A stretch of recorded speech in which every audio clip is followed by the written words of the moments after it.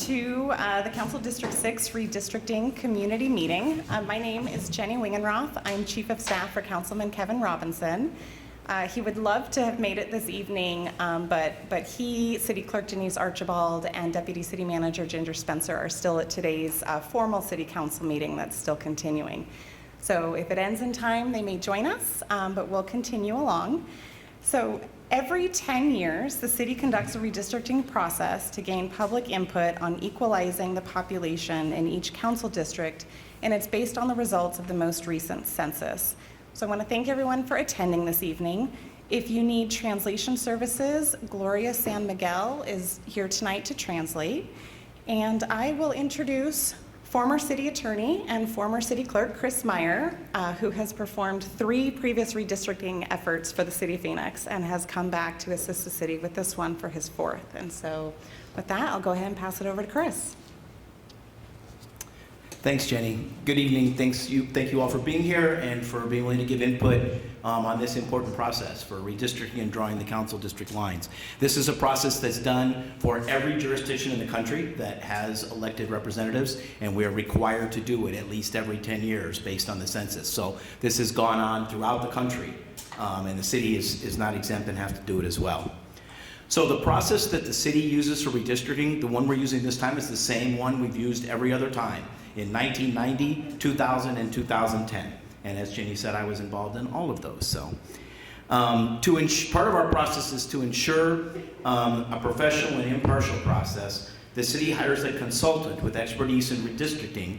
And our consultants this time are Preeti and Sam Mather with Art Bridge Consulting and Training from the Washington, D.C. area. So they're neutral, not been involved in city issues or politics or the districting in the past.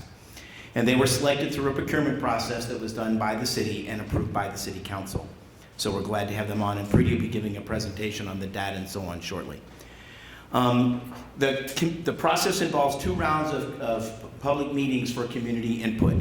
This is the first one of those meetings in District 6. And this one, we focus on letting you know about the data and the census, what needs to be changed, which districts have to increase, which decrease, how we go about it. And then we'll tell you about the website and other information, and then the ability for you all to draw maps, proposals, and submit them online. And that'll be available later this week so that you can actually do that. Another thing we want to get tonight is input from you on communities of interest.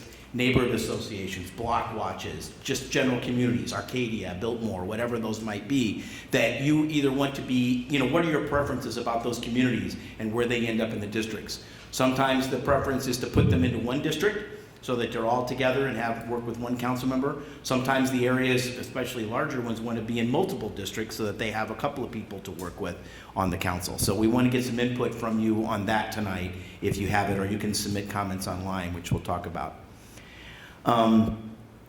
Please note that we do have a redistricting website, which is PhoenixRedistricting.com, and you can currently submit comments now on anything about the process that you want to comment on, and you will be able to then submit maps on that very shortly, starting June 29th. So today, this will probably go up tomorrow. Sorry, it's the 28th.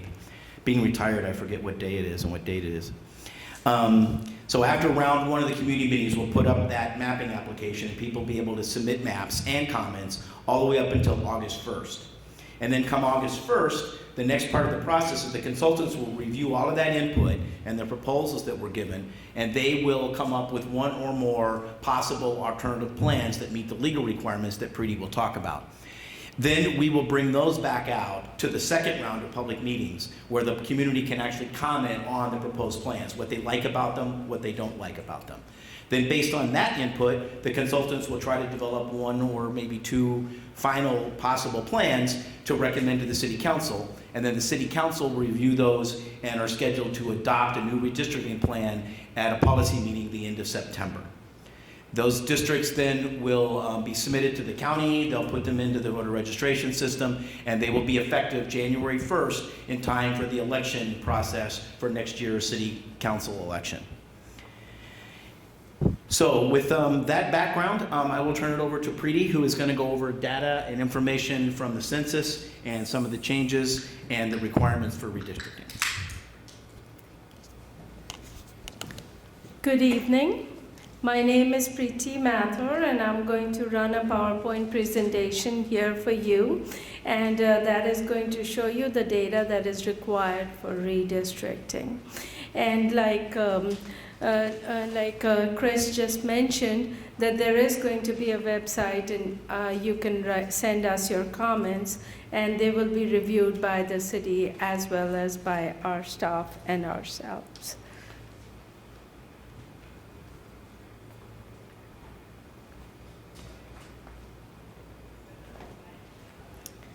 Okay, so we are here talking about redistricting, and I'm going to tell you facts about 2010 data as well as 2020.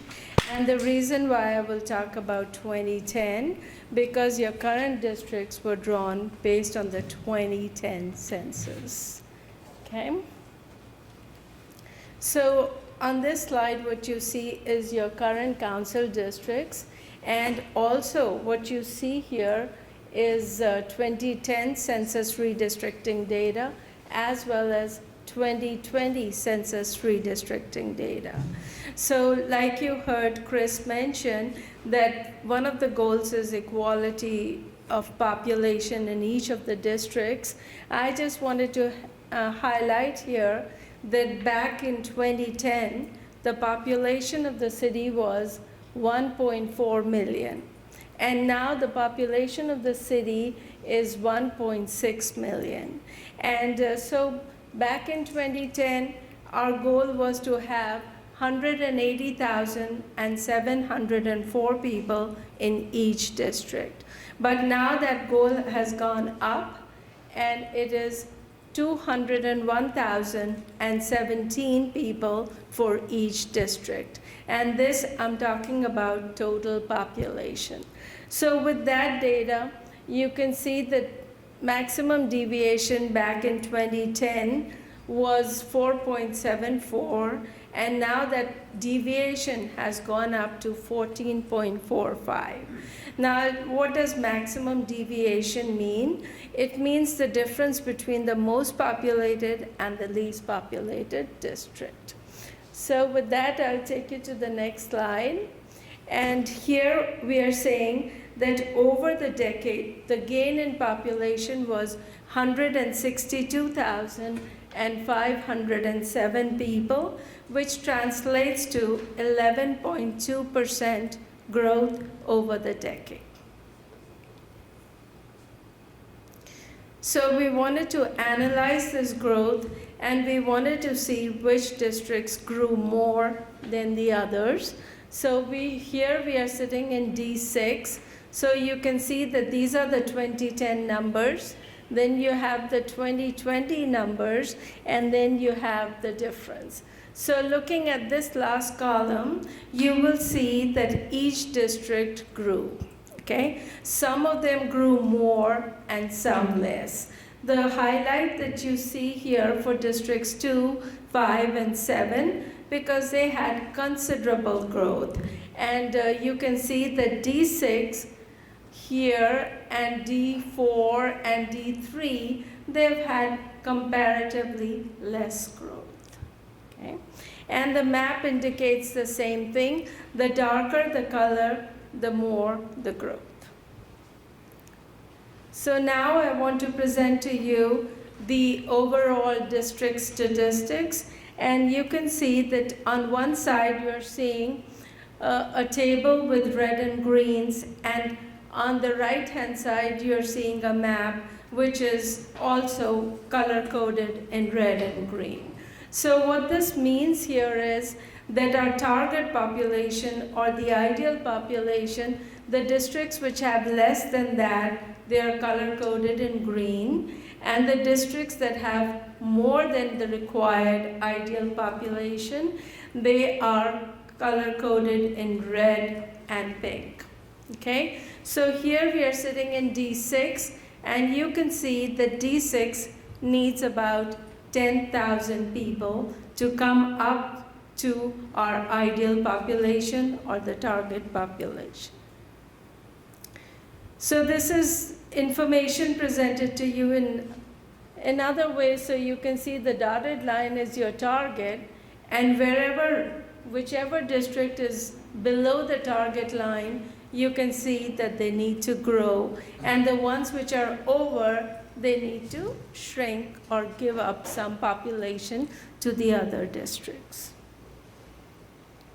Also on this chart, you're seeing the color codes, and the color codes are Hispanic, non-Hispanic white, non-Hispanic black, so you can see the color codes and the legend is right here. Also, what we say here is that we are using the Public Law 94-171 data, which is required for redistricting. And basically, this is 100% count from the decennial census. So now that we know that our districts have had uneven growth, and some districts are less and some are more, so we need to now balance our districts. And so how do we do that? So the law provides us with these redistricting requirements and guidelines. So some requirements are by the federal government, and some are your city charter requirements. And then there are some other guidelines that it would be nice to use them. So the first one is equal population. So our goal is to try to draw the districts such that each district is as close to the target population as possible. Now the law does give us this maximum deviation, which should be less than 5%. And when we look at each district, it should be under 1%. So those are the requirements for equal population. Now the other requirement is compliance with the Voting Rights Act, which means that we need to make sure that the minorities are fairly represented. Other guidelines are, and that is part of the reason that we are here today, is to find out what you think is a community of interest. And if your goal is to keep the community of interest together, or sometimes, you may think, it may be better if I have 2 council persons representing us. So regardless, so we are here to hear from you. And if you have questions, you can let us know today. Or you can also go on the website, and there are several channels by which you can provide us with your concept of your community of interest. Then the next thing I want to talk about is geographic contiguity and compactness. Whenever you hear about redistricting, you think of gerrymandering, and you think of all those weird districts that you see.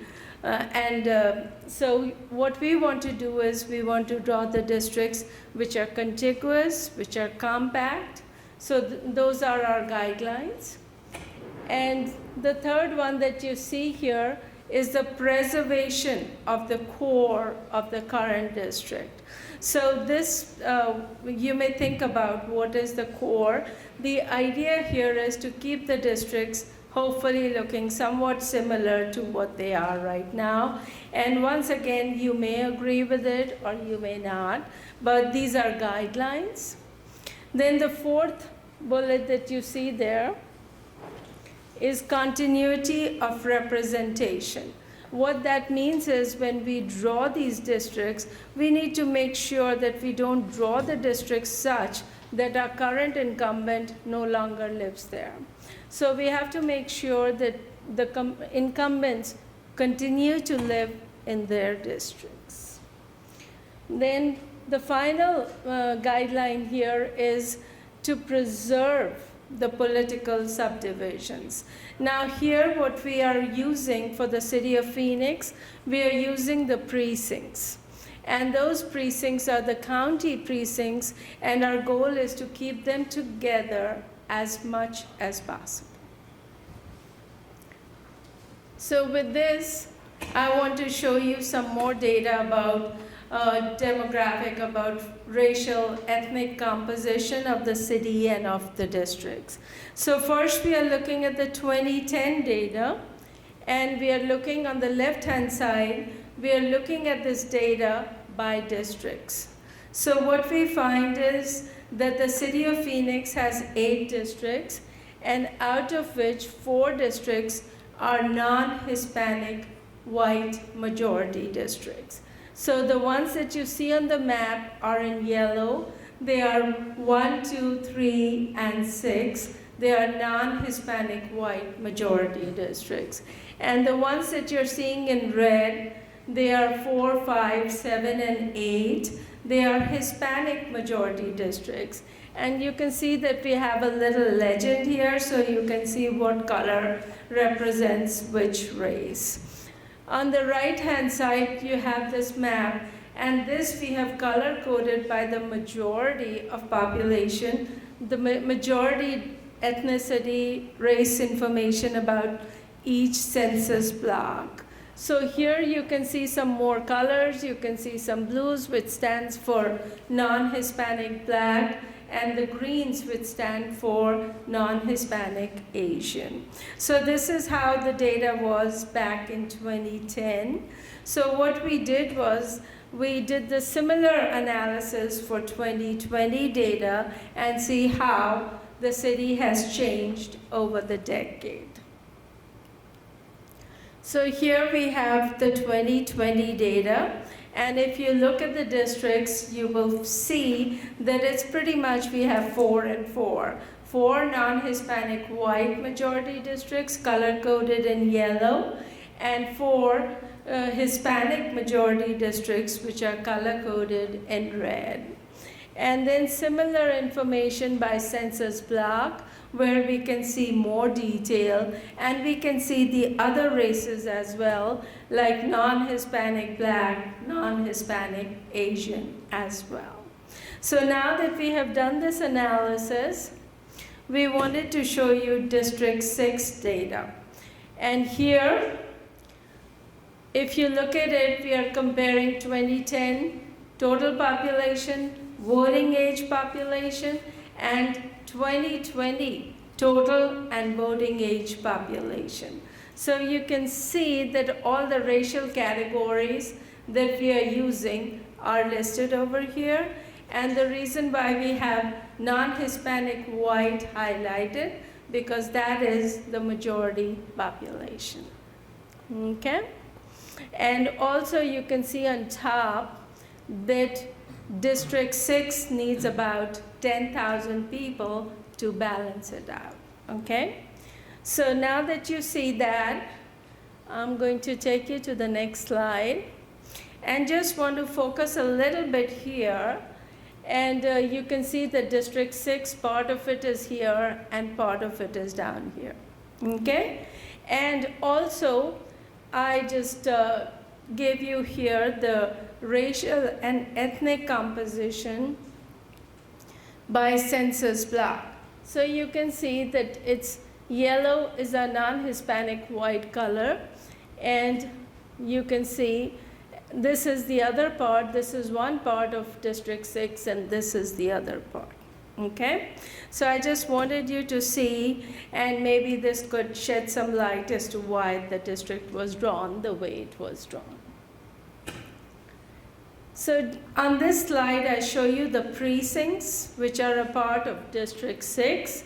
And we have this part, which is Arcadia area, and this is the Ahwatukee area. And we have all the precincts here, okay? Now, you can see the neighboring districts, because we need to grow by 10,000 people, okay?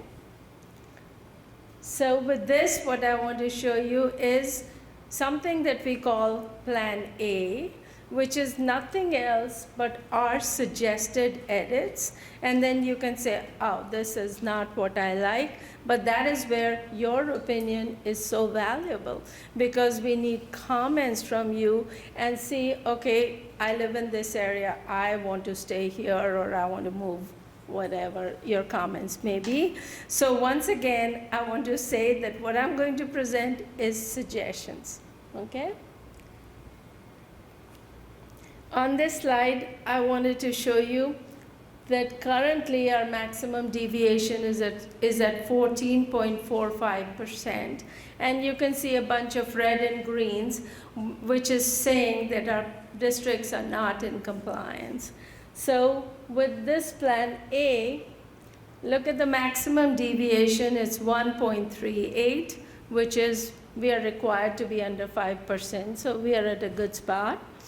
And if you look at the deviation percentages, they should be under 1%, and you can see that everything is under 1%. But once again, these are suggestions, and we are just saying here that this is achievable and we can have a balanced plan. So now let's look at the District 6 changes.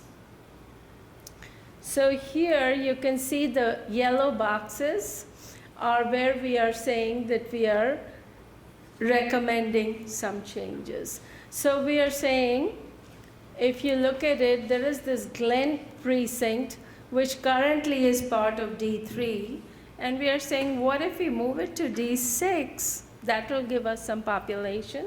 We'll follow our contiguity and compactness rules.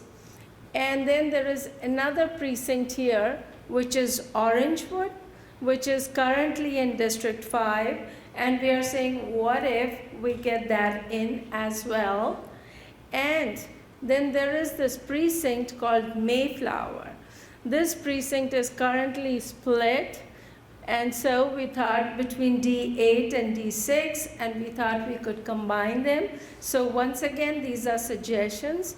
And now what I'm going to do is show you in detail each change. So once again, this is a list saying that once we do these changes, this is what could happen. So here, if we look at the Orangewood precinct, which is currently in D5, if we do that, we would gain 3,600 people. And what you can do is you can see, if you're not familiar with precincts, then you can see that the area defined by that, these are the streets that define that area, okay, on the north, south, east, and west. So now we got 3,600 people. Let's look at the next change. So the Glen precinct, which is currently in D3, and we said, okay, if we were to include it, we will gain another 2,700 people. So far we have gained about 5,600 approximately. And you can see that these are the streets that define the area on each side. And then the Mayflower precinct, which will give us 4,000 people. So we are getting close to our goal. Remember, we were 10,000 people short. With this, we are going to be about close to 9,000, 10,000, something like that.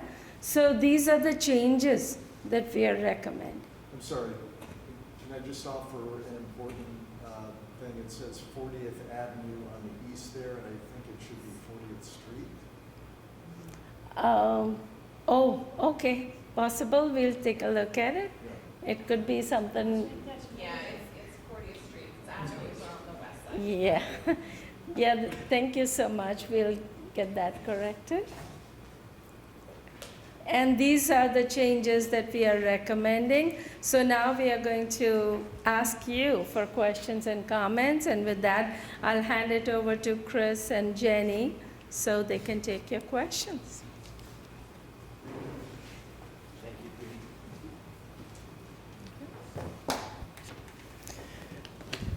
You want me to do this? Okay.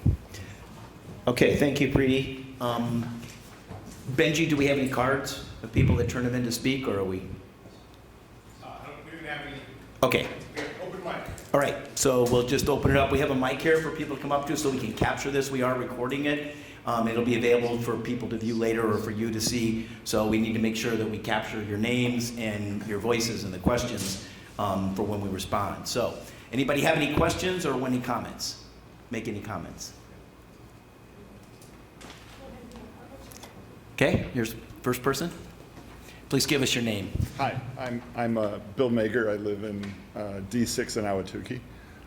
So if you need to shift about 10,000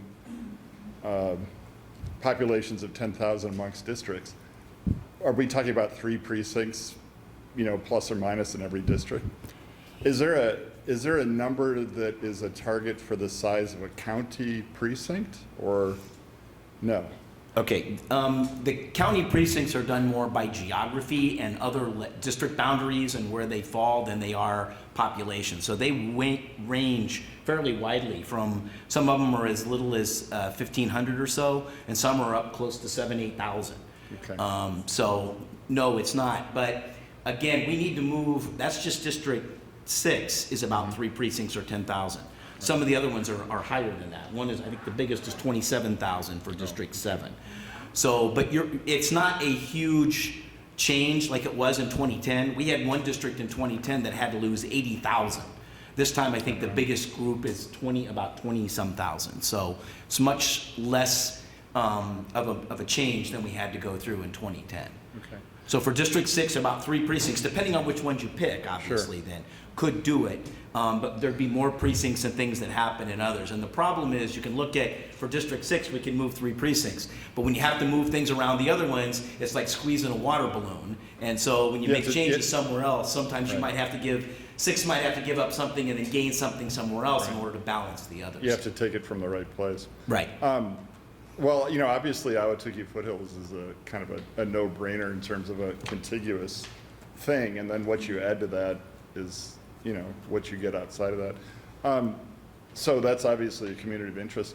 In the Levine area, there's kind of a Swiss cheese effect going on there with the city map. Is that unincorporated county that you're looking at?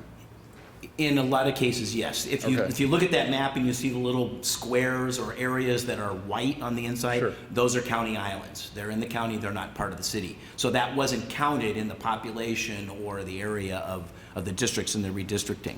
Some of that moving around, though, was just the precinct, where the precincts lines go, other lines that were followed, and the census blocks when they drafted the 2010 plan. Is the census, too many questions.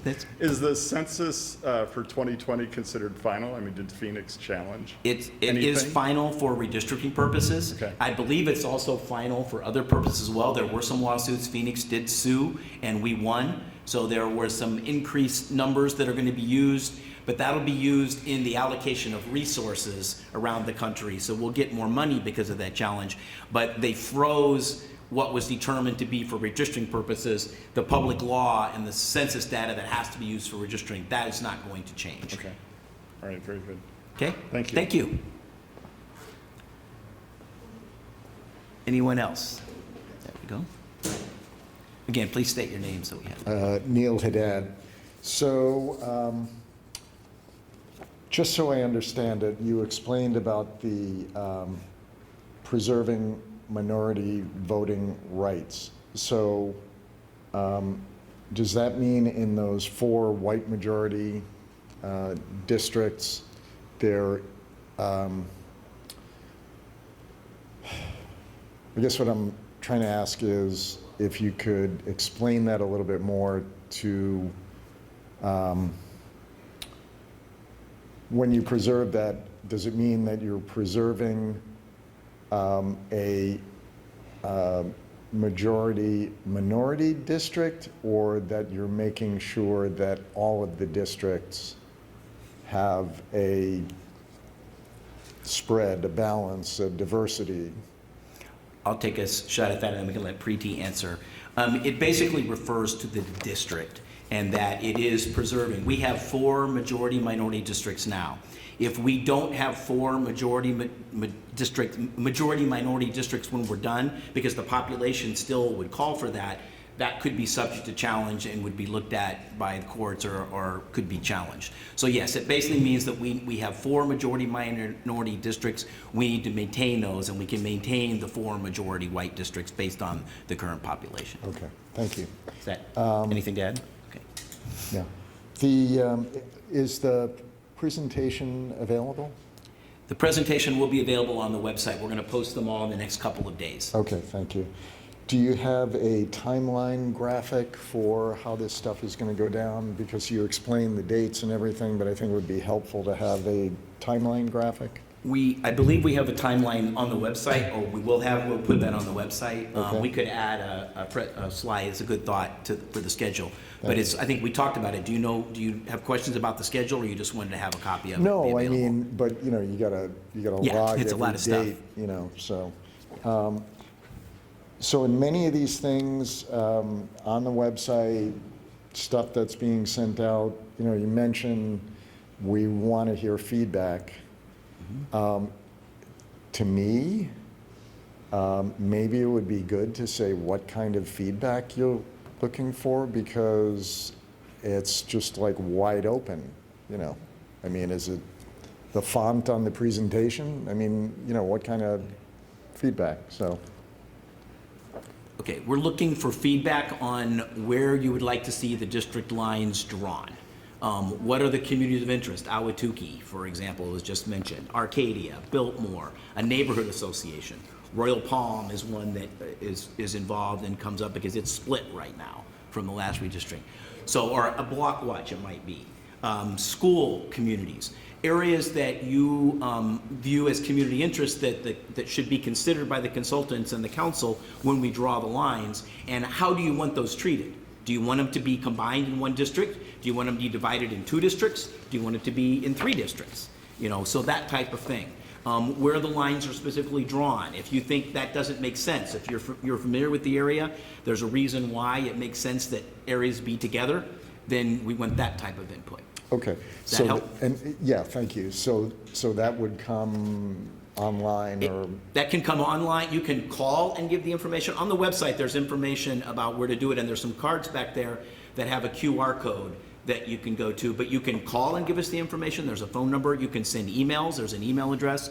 You can go onto the website and provide it that way, or you can provide us the comments at the community meetings. And then you do what with that? I'm just wondering from a process standpoint, is there, do other people able to review the comments that have been made? And The comments will all be available for everyone to review on the website. Okay. And the consultants will look at that, the council will look at that, staff will look at it in drawing the lines and looking at that. And obviously, we can't make everybody's wishes come true, because Right. there'll be conflicts and other things that just won't work. But Right. we look at those types of things and try to give consideration to those in drawing the plans. The plans that are then drawn will then go out, and there'll be another chance to comment on the proposed plans with more specifics then about what you like or don't like about those specific plans. And did we keep the community together, or did we split a community that people wanted to have together? Okay, thank Okay. you. And then just one other thing, I'm most interested in District 6. I know a bunch of us are going to review that. The one thing I would say is that District 7, as you know, is growing. There is a real different, and I notice that District 4 needs to add, and 7 needs to lose. And, you're going to hear this from people that are there, but there's a real split between downtown and not downtown in that district. And so I would hope, and it's difficult for the representative to really kind of deal with all of that stuff. So to me, that's I think it would be good for the people.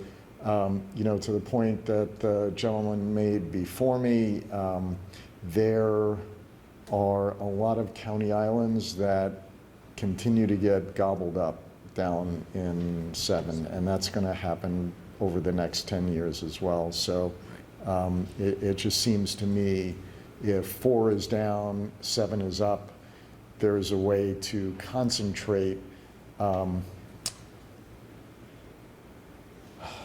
neighborhoods of contiguous similarity, I guess, is the best way to say that. Thank you. Thank you.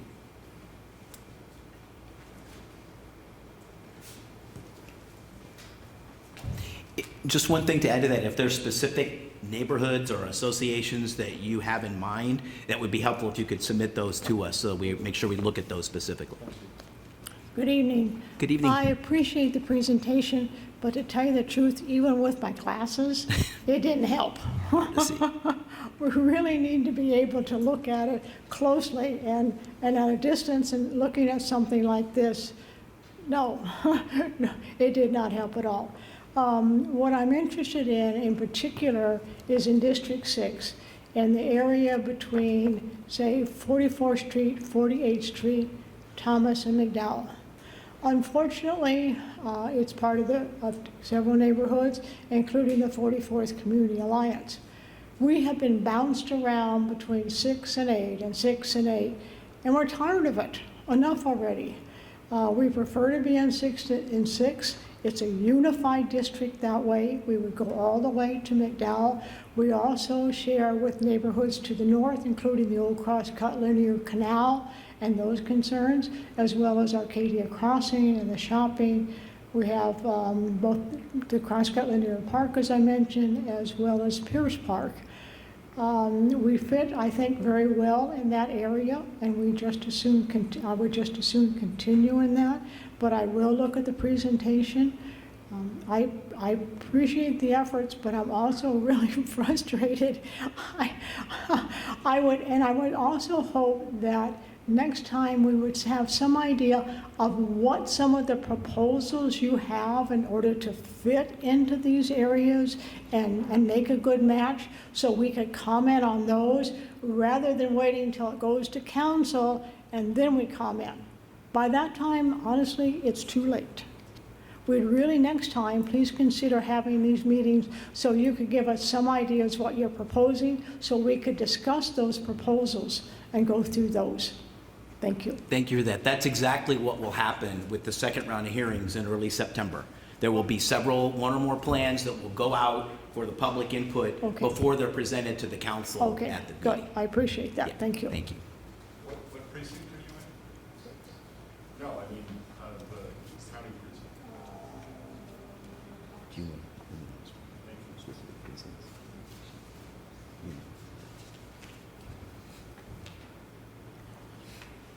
I just had a minor thing.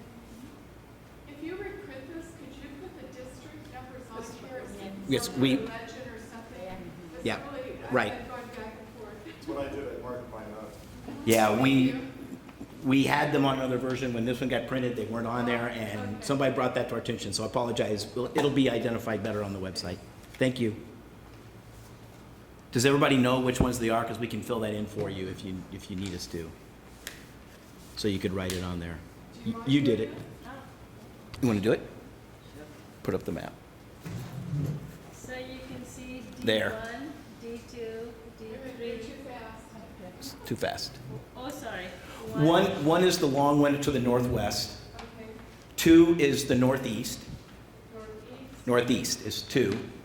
3 is the one that's just to the south of those two, kind of in the middle. That's District 3. It's a blue. And then to the left, we'll go left to right. District 5 is the greenish one off to the left along the border with Glendale. District 4 is then in the central part of the city there, north of I-10, that's orange in color. And then 6, the one we're here for, is the area to the east and then down south of South Mountain. And then 7 to the left is the southwest area. South of District 5 is District 7. And then District 8 is the kind of yellowish green that's kind of between the two parts of District 6 to in southeast Phoenix. You're welcome. Thank you. Sorry about that. Any other questions or comments? Yes, ma'am. Will you be coming back? We're still scheduling those, but they will be right after Labor Day, probably that first and second week of September after Labor Day holiday. You can give your comments now and all the way up until August 1st will be the deadline for the comments for this round, because then we have to prepare the maps to prepare to come out, and then we'll bring those out for discussion, and those will be available before we actually start the meetings. Okay? And then there'll be a period of time to comment again on those plans, both at the meetings and afterwards, probably only a week or two though, to comment on those. And then it's scheduled to go to the city council for adoption at the policy meeting on September 26th, I believe it is. And will those meetings be held in the different districts like these are? Yes, just like this, probably the same location. Thank you. You're welcome.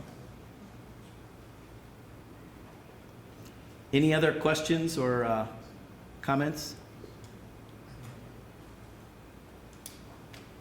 If you have questions that you don't want to ask in front of the whole group, we'll be available. You can come and ask us questions privately if you want to.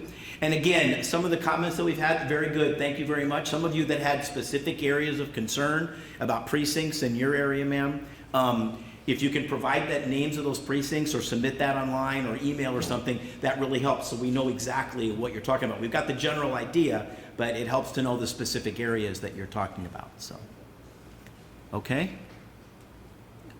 All right. The council meeting, I think, is still going on.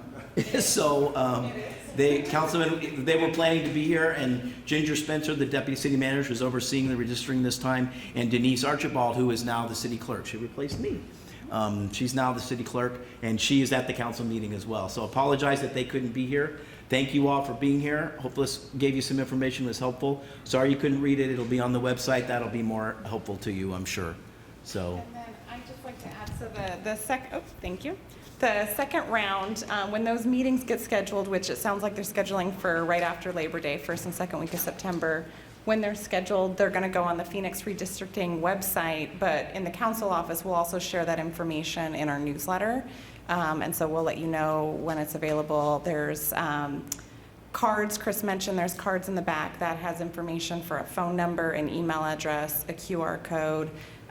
You can also call our office and we'll forward any comments that we receive onto the redistricting team. So thank you so much for coming out this evening. And yeah, if you have any questions, let us know.